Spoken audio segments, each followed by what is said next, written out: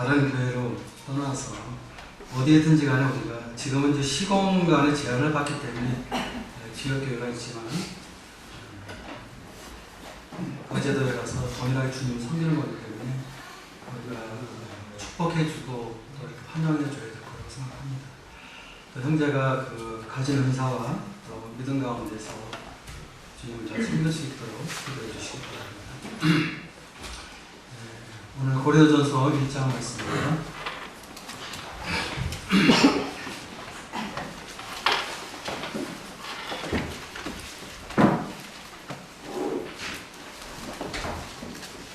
(1장) 18절부터 25절입니다.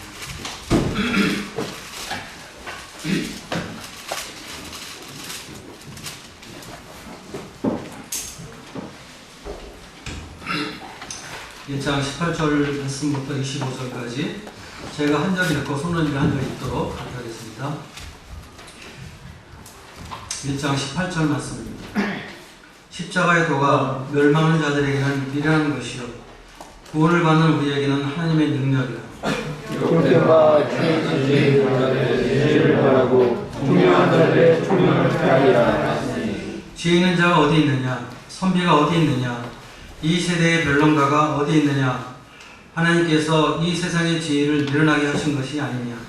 하나님의 지혜에 있어서는 이 세상의 지혜로 하나님을 알지 못하므로 하나님께서 전도에 미련한 것으로 믿음의 자들을 구원하시기를 기뻐하셨도다. 유대인은 표적을 구하고 헬라인은 지혜를 찾으나 우리는 십자가에 못 박힌 그리스도를 전하니 유대인에게는 꺼리는 것이요 이방인에게는 미련한 것이오되 오직 부르심을 받은 자들에게는 유대인이나 헬라인이나 그리스도는 하나님의 능력이요 하나님의 지혜니라. 하나님의 원성이 사람보다 지혜롭고 하나님의 약하심이 사람보다 강하니라. 네, 오늘 1장 18절부터 25절 본문 말씀을 통해서 담대하게 전도하라는 제목으로 말씀을 드리도록 하겠습니다. 우리가 주님을 섬기면서 고난을 받는다고 하는데요. 근데 저희 삶을 이렇게 돌아보면 우리들이 고난이 없는 것이 고난입니다. 성경에 보게 되면 이제 복음을 선포할 때 반드시 핍박이 왔거든요. 반드시 고난이 있었습니다. 그래서 이 복음서에 보면 우리 주님께서 하나님이셨지만 이 땅에 오셔서 복음을 선포하실 때 바리새인이나 장로자, 서기관들이 주님을 핍박했죠. 사도행전에 보게 되면 제자들이 복음을 전했을 때도 여전히 유태교 종교인들에 의해서 많은 핍박을 받았습니다. 그래서 사도들이 복음을 전하다가 감옥에 갇히기도 하고 채찍에 맞기도 하고 또 스데반 같은 경우는 사도행 7장에 보면은 순교를 당하기도 하고 또 12장에 보면 야고보가 순교하는 이런 것들을 보게 됩니다. 지금도 이제 북한이라든지 또 이슬람권에서 복음을 전할 때 이런 어려움들이 있고 많은 사람들이 죽게 되죠. 특별히 북한 같은 경우는 성경을 가지고 있기만 해도 구속되고 고문을 당하고 심지어는 죽기까지 하는 이러한 일들이 일어나고 있습니다. 그럼 우리가 사는 대한민국은 민주국가고 자유국가이죠. 그렇죠? 그래서 어떤 물리적인 고난이 없어요. 물리적인 고난이 없지만 그렇다고 해서 우리에게 정말 고난이 없을까 하는 것입니다. 근데 사실상 우리가 주님의 나라와 의를 구하는 삶을 산다면 주님의 제자로서 삶을 산다면 정말 복음을 전하는 삶을 산다면 고난이 있는 것입니다. 근데 저는 여러분들에게 별로 고난이 없는 것처럼 보이는 것은 우리가 사실은 복음을 안 전하기 때문에 고난이 없는 것입니다. 우리가 어떤 제자의 삶을 살기보다는 우리 중심의 삶을 사니까 고난이 없지 않나 이런 생각을 해보게 됩니다. 우리가 받는 고난 어떤 면에서 고난 같지 않은 고난이에요. 그런데 이 고난 같지 않은 고난이 실제 우리의 신앙생활 속에서 이 파괴력이 너무 크다는 것입니다. 우리 교회 역사를 보게 될 때 로마가 이 기독교 교회를 핍박했죠. 이 로마 제국이 교회를 진멸하기 위해서 이렇게 핍박했습니다. 그래서 믿는 자들을 가두고 사자밥에 집어넣고 심지어는 침례받는 곳에 현장을 습격해서 침례를 받지 않으면 살려주겠다. 그러나 침례를 받으면 죽이겠다. 이러는 그 협박까지 하죠. 그런 가운데서도 당시 그리스도인들은 침례를 받고 올라와서 바로 죽었습니다. 이런 고난 가운데 있었거든요. 근데 로마 제국이 세상 권력을 동원해서 핍박하고 고난하면 할수록 교회는 더 부흥했습니다. 교회가 승리했죠. 그런데 콘스탄틴이 기독교를 공인하고 국교로 기독교를 선포하게 될 때 교회에 국가의 권력이 들어오게 되고 국가의 관리들이 들어오게 되었습니다. 그러면서 교회와 국가가 야합을 하게 되죠. 그렇게 하게 되니까 교회는 타락하게 되고 영적인 능력과 보험의 능력을 상실했습니다. 힘을 잃어버리게 됐죠. 결국 로마가 승리했습니다. 참 이런 것들을 보게 될 때 우리에게 있어서 이 복음을 증거하는 데 있어서 이 고난과 함께 복음을 증거하는 것이 얼마나 놀라운가 하는 것을 보게 됩니다. 우리 본문 말씀 보겠습니다. 1장 18절부터 십자가의 도가 멸망한 자들에게는 미련한 것이요 구원을 받는 우리에게는 하나님의 능력이라. 기록된 바 내가 지혜 있는 자들의 지혜를 멸하고 총명한 자들의 총명을 폐하리라 하였으니 지혜 있는 자가 어디 있느냐 선비가 어디 있느냐 이 세대의 변론가가 어디 있느냐 하나님께서 이 세상의 지혜를 미련하게 하신 것이 아니냐. 하나님의 지혜에 있어서는 이 세상이 자기 지혜로 하나님을 알지 못함으로 하나님께서 전도에 미련한 것으로 믿는 자들을 구원하시기를 기뻐하셨도다. 여기 보게 되면 주님께서 이 십자가의 도가 멸망하는 사람들이 미련하게 보인다고 했습니다. 왜 그러냐면 지혜 있는 자들의 지혜, 이건 세상 지혜입니다. 이 지혜를 주님이 멸하셨다고 했어요. 세상 총명을 폐하셨다고 말씀하셨습니다. 그리고 20절 하반절에 보면 세상의 지혜를 하나님께서 미련하게 하셨다 이렇게 말하고 있습니다. 이 세상의 지혜라는 것은 무엇입니까? 이것은 사람을 중심으로 해서 사람이 세운 지혜입니다. 사람은 참 만물 중에서 가장 뛰어나고 위대한 그런 존재이죠. 왜냐하면 사람은 하나님의 형상을 따라 지음받은 영적인 존재입니다. 생각할 수 있는 능력이 있기 때문에 사람들은 어떤 문명을 건설하고 문화를 세울 수가 있었습니다. 사람들이 하늘을 날지 못하지만 비행기를 만들었어요. 하늘을 날아다니고요. 물속에 살 수 없지만 배나 잠수함을 만들어서 물속을 또 배 위를 다니고 있습니다. 심지어는 화성이나 목성이나 이런 달에도 우주선을 위성을 발사해서 우주를 탐사하는 이러한 놀라운 그런 능력을 보여주고 있습니다. 정말 이런 걸 보게 될 때 저도 인간의 한 사람이지만 정말 인간의 지혜가 얼마나 놀라운가 하는 생각을 하고 놀라운 과학 문명과 지혜는 인간들에 의해서 가지게 된 것입니다. 근데 이렇게 놀라운 과학 문명과 지혜를 가진 인간이지만 하나님에 대해서만큼은 이상하게도 어리석다는 것입니다. 영적인 문제에 대해서만큼은 오늘날 모든 세상 사람들이 무시한다는 것입니다. 오늘날 사람들은 자동차를 사고요. 또 무슨 이런 회사나 이런 그 사업체를 만들면요. 돼지머리 갖다 놓고 고사를 합니다. 만머리 영장이라고 하는 있어. 심지어는 위성을 발사하는 과학자들이 외국에서 우주선을 발사하는데 발사하기 전에 과학자들이 모여서 돼지머리를 갖다 놓고 절을 하고 있습니다. 위성이 잘 성공적으로 발사할 수 있도록. 서양의 과학자들이 볼 때 껴우뚱 하는 것입니다.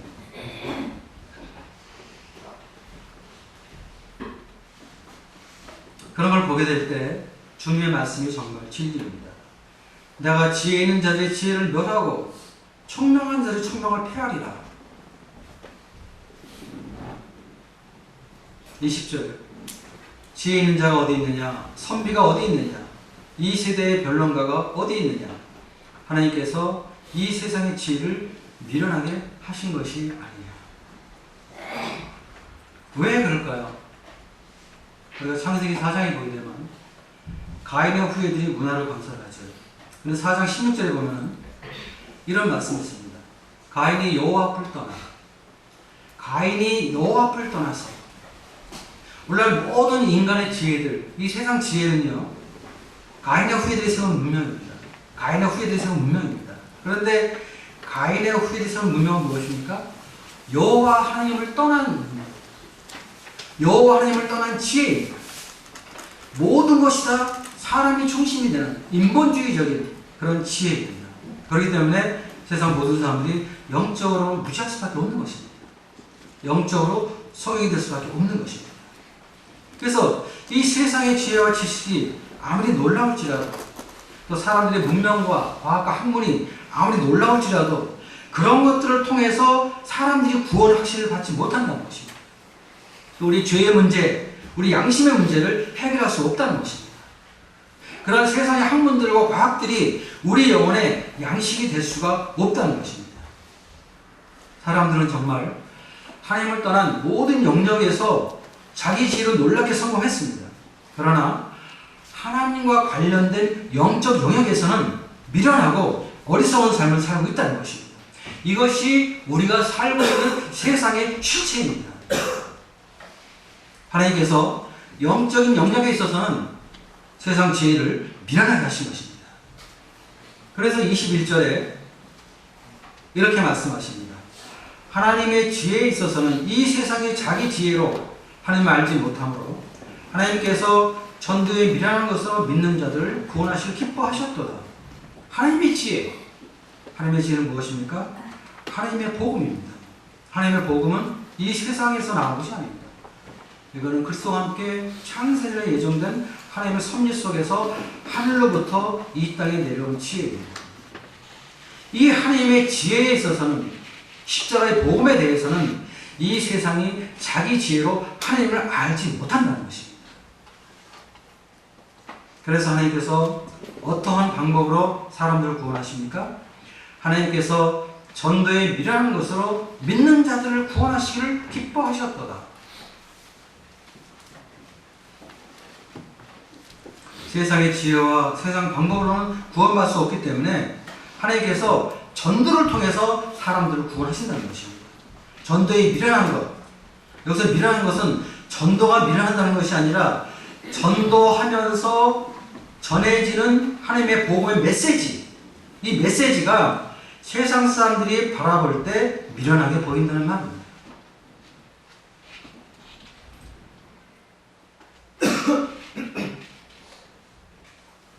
그렇기 때문에 세상적인 것은 결코 지혜로운 것이 아닙니다. 우리가 알고 있는 세상의 지혜와 학문들은 진리가 아닙니다. 그것은 다 하나님을 떠난 가인의 후예들이에요.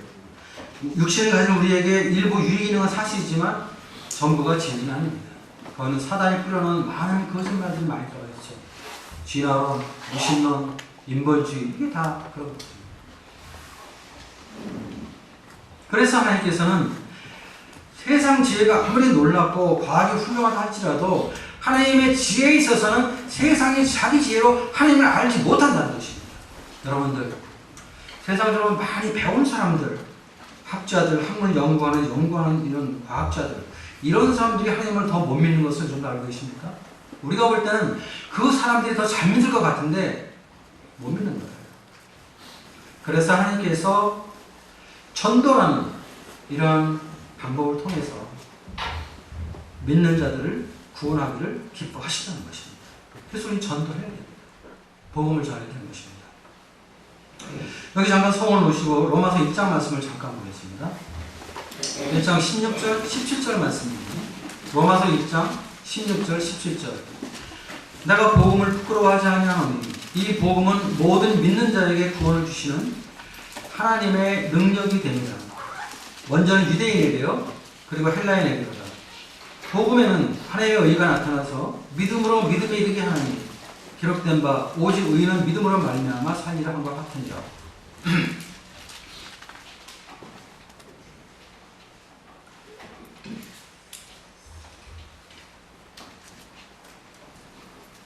사도 바울은 지금 로마서에서 그런 말씀입니다. 내가 복음을 부끄러워하지 아니한다. 이 말씀 바꾸면 어떤 뜻입니까? 당시에 사도 바울이 주님을 섬겼을 당시에 많은 그리스도인들이 복음을 전하는 것을 부끄러워했다는 거죠.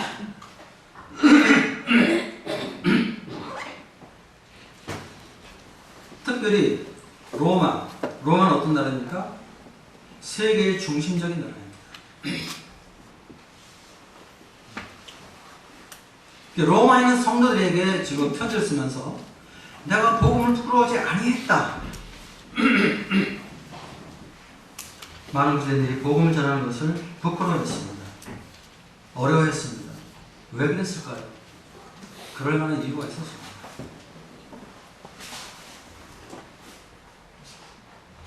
세상에는 두 종류의 사람들이 있죠. 고린도전서 1장을 다시 보겠습니다. 1장 22절 보면 유대인은 표적을 구하고 헬라인은 지혜를 찾으나 우리는 십자가에 못 박힌 그리스도를 전하니 유대인에게는 거리끼는 것이요 이방인에게는 미라는 것이로되 오직 부르심을 받은 자들에게는 유대인이나 헬라인이나 그리스도는 하나님의 능력이요 하나님의 지혜이다. 세상 사람을 우리가 두 종류로 나눌 수가 있습니다. 하나는 유대인이고 하나는 헬라인입니다. 유대인은 종교를 대표하는 사람들입니다. 헬라인은 이방인을 대표하는 그러한 민족이죠. 근데 종교인의 대표격인 유대인은 뭘 구했습니까? 표적을 구했습니다. 어떤 이적, 어떤 능력을 구했어요. 그 유대인들은 이 하나님에 대해서 능력과 표적을 나타내시는 전능하신 하나님을 믿었습니다. 그 하나님을 구했어요. 그래서 그들은 표적과 능력을 구했습니다. 그래서 그들은 구약 성경에 하나님께서 유대인들에게 약속했던 그 모든 약속을 성취하시고 현재 이스라엘을 지배하고 있는 이 강대국인 로마를 무너뜨리고 그리고 눈에 보이는 가시적인 하나님의 나라가 세울 전능하신 하나님을 원했습니다. 영광스러운 메시아를 원했어요. 그런데 이스라엘의 메시아가 왔습니다. 그리고 그리스도인들이 복음 안에서 메시아를 제시했습니다. 근데 그리스도인들이 복음 안에서 제시한 메시아는 어떤 메시아였습니까? 십자가에 못 박은 예수였어요. 십자가에 못 박힌 예수, 고난의 메시아였습니다. 유대인들이 바라보게 된 그 십자가는 나사렛 사람이에요. 나사렛 사람이 죽었어요. 그런데 그리스도인들이 그 사람을 향해서 하나님의 아들이라고 복음을 전하는 거예요. 하나님의 아들이라고. 그 예수는 사람들이 알기는 목수의 아들이었어요. 요셉이라는 목수의 아들이었어요. 그런데 그리스도인들이 전하는 말씀은 그 사람이 메시아라는 거였어요. 하나님을 가장 잘 믿는다고 자부했던 유대인들에게 있어서 이 그리스도인의 복음은 최악의 신성 모독이었습니다. 사람의 아들을 갖다가 하나님의 아들이라고 하다. 아니 목수의 아들, 나사렛에 태어난 그런 목수의 아들을 갖다가 하나님의 아들이라고 하다니 그들이 이해할 수가 없었습니다. 말이 안 되는 거였어요. 특별히 신명기 21장 23절에 보면 나무에 달린 자는 하나님께 저주받은 자라고 말씀했습니다. 나무에 달린 자는 하나님께 저주받은 자. 그리스도인들이 증거하는 십자가에 못 박힌 예수는 하나님 앞에 저주받은 자로 그들은 믿었습니다. 그렇기 때문에 유대인들에게 있어서 그리스도의 복음은 십자가에 못 박힌 예수는 거리끼는 것이었어요. 거리낍니다. 걸림돌, 마음에 믿을 수가 없는 그런 것이었어요. 유대인은 종교를 상징하는데 유대계 교파 가운데서 가장 훌륭한 교파라고 자부하는 교파가 바리새파 사람이죠. 이 바리새파 사람들은 그러한 예수보다 자기의 열심, 자기 의로, 자기 노력으로 하나님 앞에 나갔습니다. 율법과 자기 의를 믿음으로 그들은 하나님 앞에 나간 사람입니다. 그런 사람들에게 십자가에 못 박힌 예수는 거리끼는 존재였어요. 부담스러운 존재였어요. 오늘날도 마찬가지입니다. 종교인들은요, 십자가에 나타난 하나님의 일을 모릅니다. 특별히 기독교 안에 있는 종교인들도 모르는 거예요. 그렇기 때문에 무슨 선행을 통해서 11조나 무슨 헌금을 통해서 어떤 자기의 어떤 의를 통해서 하나님 앞에 나아가기 때문에 오늘날 십자가에 나타난 하나님의 의가 가려지는 것입니다. 그래서 기독교 안에 있는 종교인들도 구원을 받지 못하는 거예요. 그렇기 때문에 유대인들은 예수님을 하나님의 아들을 믿지 못했습니다. 메시아로 믿지 않았어요. 주로 믿지 않았습니다. 그러한 가운데서 유대인들 가운데 구원받은 성도들이 자기 동족들에게 복음을 전한다는 것은 엄청난 고난이었습니다. 쉽지 않았습니다. 그래서 복음을 전할 때 많은 그리스도인들이 유대인들에게 비난받고 조롱을 받았죠. 또 배척을 받고 핍박을 받았습니다. 많은 그리스도인들이 복음을 전하다 큰 고난을 받았어요. 또 많은 불이익을 당했어요. 그리고 순교도 당했습니다.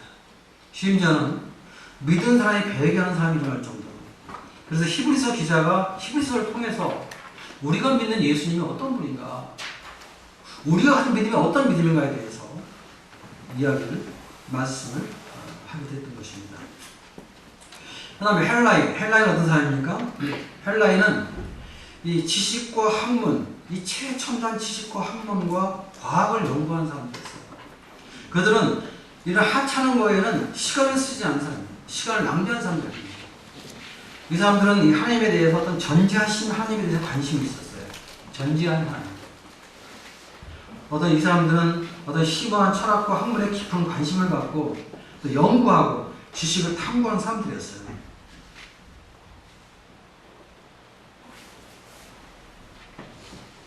그래서 이 사람들은 지혜로 하나님을 찾는 사람들이었어요.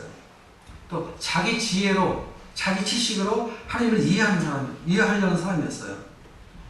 이런 이 대단한 지식과 학문을 가지고 있는 이 사람들이 그리스도인 전하는 이 복음을 듣게 될 때 십자가에 죽은 예수는 참 미련하게 보이는 것이에요. 그 그리스도인들이 전하는 십자가의 복음은 헬라인들에게 있어서는 아무런 지식적인 매력도 없었어요. 학문에 깊어져 있는 것이 아니었어요. 어떤 상식 이하의 이야기를 한다고 생각을 했던 것입니다. 왜냐하면 그들은 십자가의 복음은 너무 단순하고 왜? 로마의 지배받는 아주 작은 나라, 그 나라에 어떤 한 유대인이 육체를 입고 있다는 건 하나님이라는 거예요. 그걸 로마 사람들이 그걸 믿을 만하겠어요? 또 그 사람이 뭐 존경하는 인물도 아니에요. 뭐 학식이나 어떤 그 계보 있는 그런 가문 있는 사람도 아니었어요. 나사렛에서 태어난 사람이었어요. 목수의 아들이었어요. 그리고 강도들과 함께 십자가에 죽은 죄인이었어요. 그런데 그 사람들이, 그리스도인들이 증거하는 복음은 그 사람이 바로 하나님의 아들이라는 거예요. 그러니까 헬라인들이 볼 때 복음은 아주 우스운 거였어요. 말이 안 되는 그런 거였어요. 그리고 그들은 생각하기를 예수를 믿는다는 이 그리스도인들, 이 사람들은 그리스나 로마에는 많은 신들이 있었잖아요. 근데 그리스의 많은 신들을 거부하고 대신 십자가에 죽은 인간 목숨을 숭배하고 그의 법에 따라서 살아가는 불쌍한 이단자들이라고 생각했어요. 이것이 헬라인들이 구원받은 성도들을 보는 그런 기준이었어요. 그래서 그들은 그리스도인들을 비웃었거든요. 조롱했거든요. 근데 이런 환경 속에서 복음을 전한다는 것은요, 너무나 어려웠어요. 그래서 많은 그리스도인들이 담대함을 잃었습니다. 그리고 복음을 부끄러워했어요. 자신감이 없었어요. 복음을 전하지 않았어요. 그런데 사도 바울은 그러한 시대에 나는 복음을 부끄러워하지 아니했다, 이런 고백을 하게 됐던 것입니다.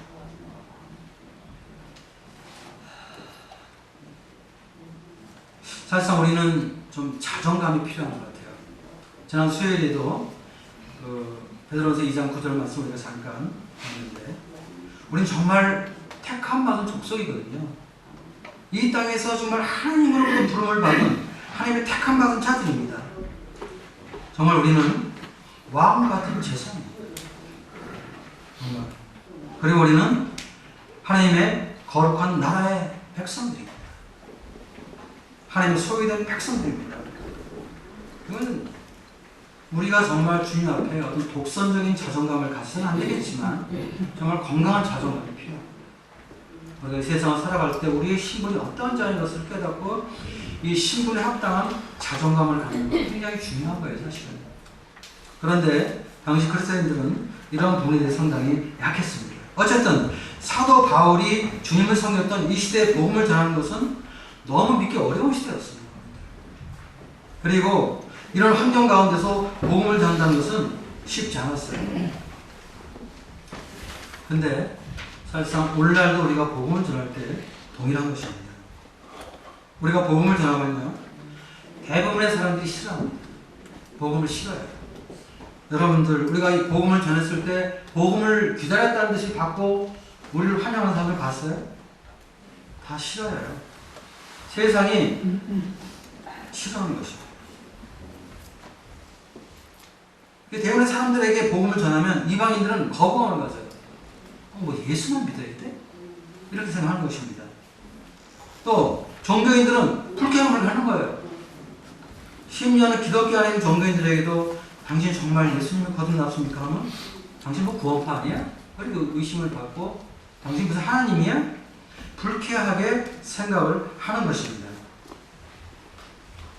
복음 전하는 세상 사람을 환영하지 않아요. 조롱해요. 비난해요. 그래서 우리는 종교 수치를 당하죠. 그렇게 하다 보니까 우리는 이것을 피하고 싶은 거예요. 그래서 복음을 전하지 않는 것입니다. 몰라 우리에게 고난은 무엇일까요?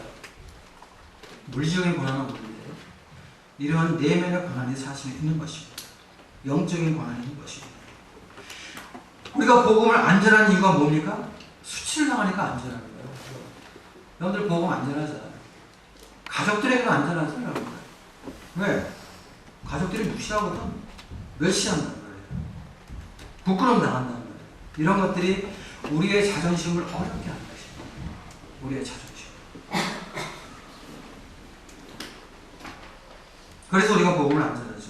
만약에 여러분들 세상에 전도하는 사람을 환영하고 또 인정해주고 대접해주고 뭐 월급도 한 1,000,000원씩 준다면 우리 다 복음 전할 거예요. 다른 거 다 때려치고 막말 얘기해서 다 집어치우고 경쟁적으로 복음을 전할 것입니다. 그런데 우리가 전하는 세상은 그렇지 않거든요. 복음 전하면 조롱해요. 무시해요. 사람을 한 단계 아래로 본단 말이에요. 이것이 자존심이 더 상하는 거예요. 우리가 그리스도 함께 죽었다고 하면서도 사실 죽지 않고 막 살아서 역사하거든요. 저도 이 복음을 전하면서 많은 어려움을 당했습니다. 어떤 사람은 쳐다도 보지도 않고 어떤 사람은 본전에 박대하는 그런 사람도 있었습니다. 제가 직장생활 초기 했을 때 전도지를 제가 점심시간에는 각 사무실 다니면서 전도지를 막 돌리고 했거든요. 근데 나중에 일주일에 인사과에서 호출이 왔어요. 인사과장. 그래서 이제 갔습니다. 갔는데 인사과장이 왜 이런 것을 더 돌리냐는 것이죠. 사내에다가. 이런 것들은 오히려 직원들한테 공포심을 조장하고 그리고 어떤 특정한 종교를 전하는 거기 때문에 안 된다고 하면서 책망을 받은 일이 있습니다. 제가 인사과장한테 인사 고과로 책망을 받을 수 있지만 이러한 걸로 제가 책망을 받을 이유가 뭐가 있습니까? 제가 복음을 전했기 때문에 그래요. 복음을 안 전했으면요. 뭐 멋있는 그리스도인, 뭐 지성 있는 그리스도인 이렇게 대우를 받았겠죠. 제가 중국을 한 8번인가 9번 갔다 왔나요? 제가 중국을 다닐 때 화령에서 구원받았는데요. 구원받은 성도들 몇 명이 모였습니다. 삼자교회 교인이 용정 경찰서에 신고를 했습니다. 저를 잡으러 갔었어요. 저는 그때 다른 지역으로 갔었거든요. 그런데 거기에 있던 우리 소천하신 성수교 무치님과 성도들 2분이 붙잡혀갔어요. 구류 살다가 이제 벌금으로 나왔는데요. 왜 그분들이 그런 고통을 받아요? 예수님 믿었기 때문에, 복음 전했기 때문에 그런 고통을 당한 것입니다. 제가 중국을 다니면서 여러 가지 어려움이 많았습니다. 한 번은 덕신이라는 아주 상권입니다. 거기에 들어갔는데 도착하고 나서 좀 앉으자, 좀 이렇게 잠깐 쉬고 있는데 저쪽 마을 입구에서 공안차가 들어왔어요. 우리가 여기 경찰차가 들어왔어요. 그런데 그 시골에 경찰차가 들어올 이유가 없다는 거예요. 거기는 성도들이 빨리 피하라고 경찰이 잡으러 왔다는 거예요. 그래가지고 또 정승현 오시는 사하고 길로는 못 가니까 산을 넘어서 산길로 그냥 뛰어다니면서 한 2시간을 달려서 도망을 갔었어요. 그래가지고 어느 정류장에 앉으면서 땀이 범벅이 들고 지쳐가지고 이제 앉아 쉬는데 그런 마음이 들었어요. 내가 이런 고생을 하지? 누가 알아주는 것도 아니고. 우리 원당교회 성도들도 알아주는 사람 별로 없었는데 그 당시 왜 박건종교는 중국을 자주 가지? 무슨 돈이 있어 중국을 가지? 이런 얘기를 제가 들었어요. 그렇대요. 제가 그런 말씀을 했어요. 내가 왜 이렇게 고난받지? 내가 왜 이렇게 고생하면서 이런 짓을 하고 있지? 복음 때문에 그런 것이에요. 주님 때문에 그런 거예요. 제가 중국에 가보다 그 다음부터 용정 활용을 못 들어갔는데요. 용정 경찰서에 제가 수배자로 이렇게 지명 수배가 됐어요. 그래서 거기 형제들이 들어오면 어려움이 있을까봐 연기로 나와서 저를 만나고 돌아갔었습니다. 그런 것들은 왜 그럴까요? 복음을 전하니까 그런 거예요. 복음을 안 전하면 아무런 일 없습니다. 편안하게 잘 먹고 잘 살 수 있어요. 그런데 복음을 전하면 이런 어려움들이 있는 것입니다. 오늘날 기독교회를 보게 될 때요. 기독교의 많은 교회들이 배도의 길을 가고 있습니다. 그리고 기독교 안에 있는 교회들이 물론 부분적이지만 전부가 그렇다는 것은 아닙니다. 성경적인 복음을 대적하고 있는 것입니다. 다원주의 문화가 이제 교회에 들어오게 됨으로 인해서 기독교 안에 있는 신학자들이나 목사들도 그런 얘기를 한 것입니다. 모든 종교와 모든 사상은 동등하다는 것입니다. 여러분 모든 종교에 다 구원이 있다는 것입니다. 그렇기 때문에 유일하신 하나님을 부인하는 것입니다. 유일하신 메시아인 예수 그리스도를 부인하는 것입니다. 성경을 부인하는 것입니다. 이런 다원주의 신학을 하는 사람들은요 그런 걸 하죠. 스님과 목사님과 신부님들이 같이 이렇게 대화를 하죠. 그래서 그런 얘기를 하는 것입니다. 우리는 하나다. 우리는 하나다. 그래서 이제 성탄절이 되면은 불교의 스님들이 명동 성당에 가서 설교를 합니다. 예수님의 탄생을 축하한다는 것이죠. 또 불탄일이 되면은 이제 신부님들이나 목사님들이 또 그 절에 가서 또 그 축하 메시지를 합니다. 그러면서 그들이 하는 말은 무엇입니까? 우리는 종교는 달라요. 다 같은 길을 가는 동반자라는 것입니다. 우리가 이 다원주의 신앙의 근본은 무엇이냐면 산에 대한 유명한 이야기가 있습니다. 자, 우리가 산에 올라가는데 동쪽으로 올라가든 서쪽으로 올라가든 결국은 정상에서 만난다는 것입니다. 그래서 불교의 부처나 기독교의 하나님이 이름만 다를 뿐이지 똑같다는 것입니다. 불교의 석가나 기독교의 예수가 이름만 다를 뿐이 똑같다는 것입니다.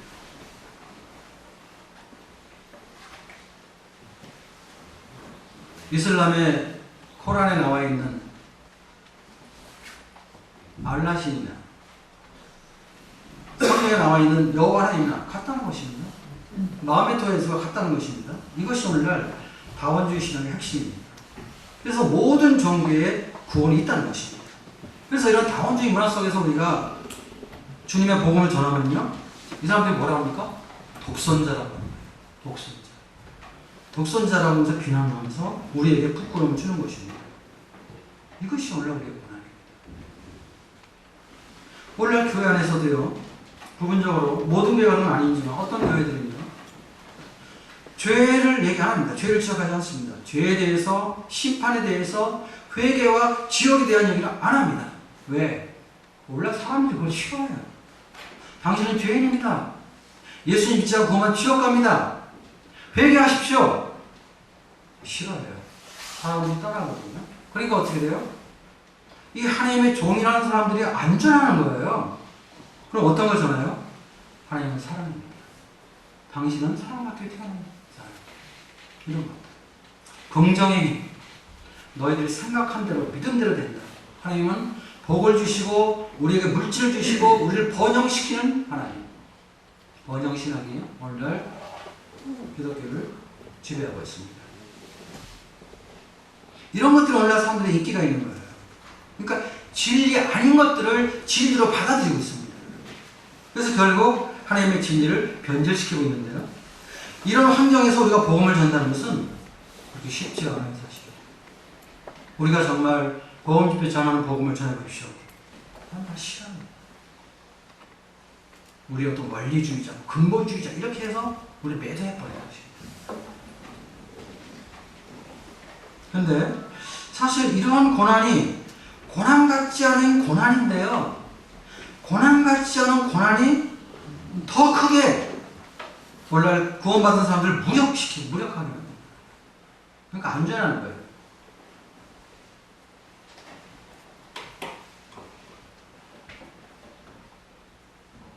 그러나 성경은 뭐라고 말하고 있습니까? 주님 요한복음 10장 6절에서 분명히 말씀하십니다. 나는 길이요 진리요 생명이니 나를 말미암지 않고는 아버지로 갈 자가 없느니라. 뭐 이 한마디 말씀만 해도요. 우리는 이런 사람들의 말을 귀를 기울일 필요가 없는 겁니다. 사도행전 4장 10절 보게 되면 베드로는 이 복음을 전해 핍박을 받죠. 그 유대인들이 바리새인들과 이 장로들이 복음 전하지 말라고 했어요. 다른 이로서는 구원을 받을 수 없는 천하인간의 구원받을 만한 다른 이름을 우리에게 주신 일이 없다. 그렇잖아요. 다른 이로서는 구원받을 수 없나니 천하인간 중에 구원받을 만한 다른 이름을 우리에게 주신 일이 없다는 것입니다. 사도 바울도 디모데전서 2장 5절에서 하나님은 한 분이시요 또 하나님과 사람 사이 중보자도 한 분이시니 곧 사람이신 그리스도라. 우리는 정말 이 기독교계에 들어오는 이러한 정말 배도하는 세력들, 이런 다원주의를 정말 경계해야 되는 것입니다. 무슨 마케팅 교회, 이모징 교회, 그 핵심을 보면요, 다 인위적이에요, 인본주의적이에요. 이모징 교회 같은 경우는요, 성경에 나타난 하나님을 믿는 것이 아니라 자기들이 원하는 하나님을 자기들이 만들어서 자기들의 토론 속에서 하나님을 자기가 만들어서 그 하나님을 믿고 있어요. 그들이 말하는 하나님은 성경이 말하는 하나님은 전혀 다른 하나님입니다. 우리가 이런 것들을 잘 분별할 필요가 있습니다. 그럼 복음은 무엇입니까? 25절 보십시오. 하나님의 어리석음이 사람보다 지혜롭고 하나님의 약하심이 사람보다 강합니다. 복음의 핵심은 뭡니까? 하나님의 어리석음과 하나님의 약하심입니다. 그런데 하나님의 약하심이 하나님의 능력이고요. 하나님의 어리석음이 하나님의 지혜라고 사도 바울이 말하는 것입니다. 왜 복음이 어리석습니까? 하나님의 어리석음은 무엇입니까? 십자가는요, 성자 하나님이 스스로 죽으셨습니다. 스스로. 그리고 성자 하나님이 누구를 위해 죽으셨냐면요, 죄인을 위해서 죽으셨습니다. 죄인들을 위해서. 하나님 쪽에서는 이건 미련한 것입니다. 어쩌면서 바보 같은 것입니다. 왜? 예를 들어서 우리가 한번 이렇게 생각합시다. 자, 사람이 구더기를 위해 죽는다. 이렇게 한번 얘기해 보시죠. 내가 구더기를 위해 죽어요. 그럼 여러분 저를 어떻게 판단하시겠습니까? 사람이 사람을 위해 죽는다는 모르지만 사람이 구더기를 위해 죽어? 어리석은 것이잖아요. 십자가는 하나님 쪽에서 미련한 것입니다. 그런데 죄인인 사람 쪽에서 볼 때는 감당할 수 없는 말이에요. 죄인들은 우리가 바라보는 십자가에 죽은 성자 하나님은 놀라우신 하나님의 아가페 사랑입니다. 하나님 스스로 죽으셨습니다. 성자 하나님은 십자가에서 자기를 죽이는 로마 병정들을 다 죽이고 십자가에서 내려올 수 있는 그런 하나님이십니다. 그런데 하나님 그렇게 하지 않으셨어요. 그냥 죽으셨습니다. 또 예수님의 죽으심 어떤 의인들을 위해 죽은 것이 아닙니다. 어떤 선한 사람들을 위해 죽은 것이 아닙니다. 죄인들, 원수들을 위해서, 하나님 믿지 않는 사람들을 위해서 예수 그리스도가 십자가에 못 박혔다는 것입니다. 성자 하나님이 죽으셨다는 것입니다. 죽을 수 없는 분이 누구를 위해서? 우리를 위해서. 창조주가 피조물을 위해 죽었다는 것입니다. 이것이 그리스도의 십자가예요. 세상이 이해할 수 없는 복음이죠. 세상이 이해할 수 있는 것이 아닙니다. 어리석은 죽음. 세상 사람이 볼 때는 정말 미련하게 보이는 죽음이에요. 그러나 십자가는 인간들을 향한 하나님의 사랑이십니다. 십자가는 정말 죄인들을 향한 우리 하나님의 무한한 사랑입니다. 우리가 이해할 수 없는 사랑이지만, 기이한 사랑이지만, 그래서 십자가에 못 박힌 예수를 믿는 사람들은 십자가에 못 박힌 하나님의 능력을 경험하는 것입니다. 그리고 구원을 받는 것입니다. 구원의 확신을 갖게 되는 것이고 영생을 갖게 되는 것입니다. 이것이 복음의 능력입니다. 또 하나는 뭡니까? 하나님이 약하십니다. 약하십니다. 하나님 십자가에서 벌거벗긴 채 죽으셨어요. 예수님 벌거벗긴 채 죽었습니다.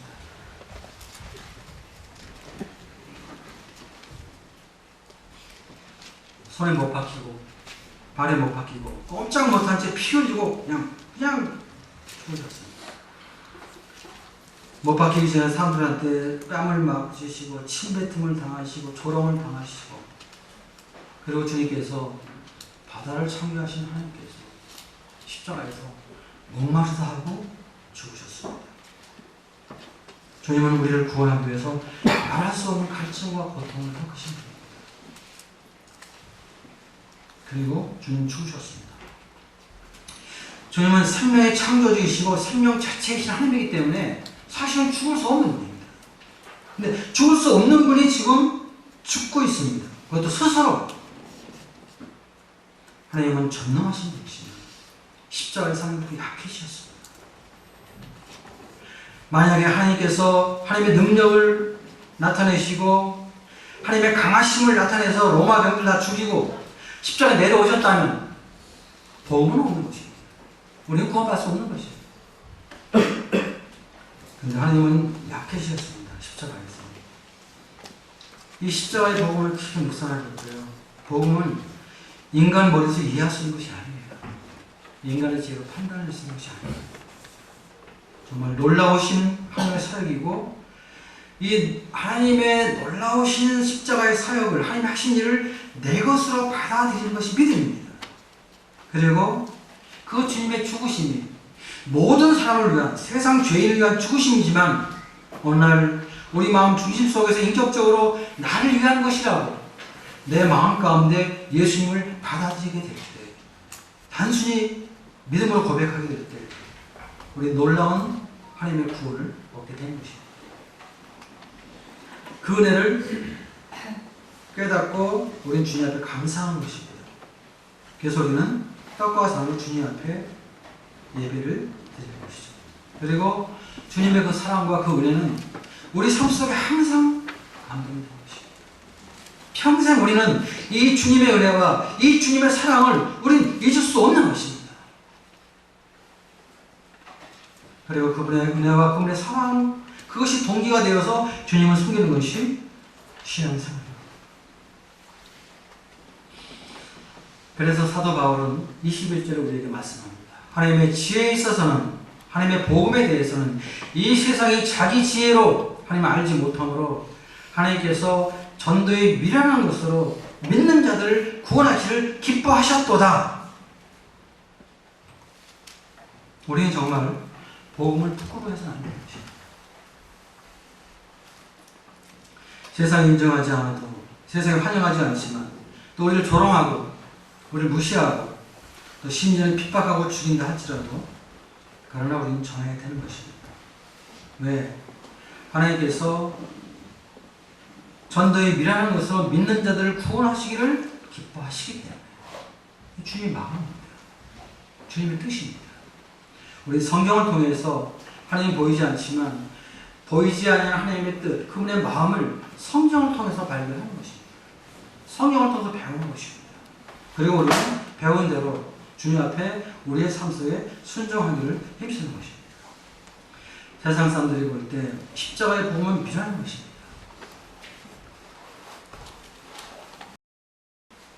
그래도 우리는 전도해야 되는 것입니다. 왜? 하나님이 기뻐하시기 때문에 담대하게 우리는 복음을 전해야 되는 것입니다. 우리 다시 한번 로마서 1장 보겠습니다. 1장 16절 17절 내가 복음을 부끄러워하지 아니하노니 이 복음은 모든 믿는 자에게 구원을 주시는 하나님의 능력이 됩니다. 먼저는 유대인에게요 그리고 헬라인에게로다. 복음에는 하나님의 의가 나타나서 믿음으로 믿음에 이르게 하나니 기록된 바 오직 의는 믿음으로 말미암아 살리라고 같으니라. 사도 바울은 두 가지 때문에 복음을 부끄러워하지 않았습니다. 그리고 우리도 이 두 가지 때문에 복음을 부끄러워해서는 안 되는 것입니다. 첫 번째는 무엇입니까? 이 복음은 모든 믿는 자에게 구원을 주시는 하나님의 능력입니다. 세상의 어떠한 지혜, 세상의 방법, 아무도 죄에서 우리를 구원할 수 없습니다. 복음만이, 하나님의 지혜만이, 하나님의 복음만이 모든 믿는 자들에게 죄의 사함을 받고 영생을 얻고 하나님의 구원을 경험하는 능력이기 때문에 우리는 복음을 전합니다. 두 번째는 무엇입니까? 17절 복음에는 하나님의 의가 나타나서 여러분 이 세상은요 하나님의 의가 없어요. 세상은 완전한 죄악 세상입니다. 이 죄악 세상 가운데서 유일하게 하나님의 의가 나타난 것은 십자가입니다. 십자가에 못 박힌 예수 그리스도 그 십자가 그것에만 하나님의 의가 나타난 것입니다. 그리고 하나님의 의가 나타난 십자가의 복음을 믿는 사람들에게 믿음으로 하나님은 그 사람들을 의롭게 하시는 복을 주시는 것입니다. 하나님의 의를 바라보고 의가 있는 그것을 믿는 그들에게 그 십자가의 의가 그 사람에게 전가된다는 것입니다. 놀라운 복음입니다, 여러분들. 사도 바울이 이것을 너무나 잘 알았기 때문에, 너무나 분명했기 때문에 그는 많은 사람들이 복음을 부끄러워했지만 그는 복음을 부끄러워하지 않습니다. 여러분, 우리가 사도행전에서 사도 바울이 구원받고 그가 유대인들에게 복음을 전하고 그리고 그가 1차, 2차, 3차 전도 여행을 통해서 로마까지 가서 복음을 전하면서 그가 당한 고난과 그가 당한 어려움 알 수 없는 것입니다. 그러나 그럼에도 불구하고 그가 복음을 전할 수 있었던 것은 복음을 부끄러워하지 아니했던 것은 복음은 죄인이 구원받는 하나님의 능력이 나타납니다. 또한 하나님의 놀라운 의가 나타나는 것이고 그 의를 믿는 모든 자들에게 동일한 의를 주기 때문입니다. 우리 때를 따라 주님께서 오신 가운데 저 여러분들은 복음을 전하는 힘쓰는 자들이시길 바랍니다.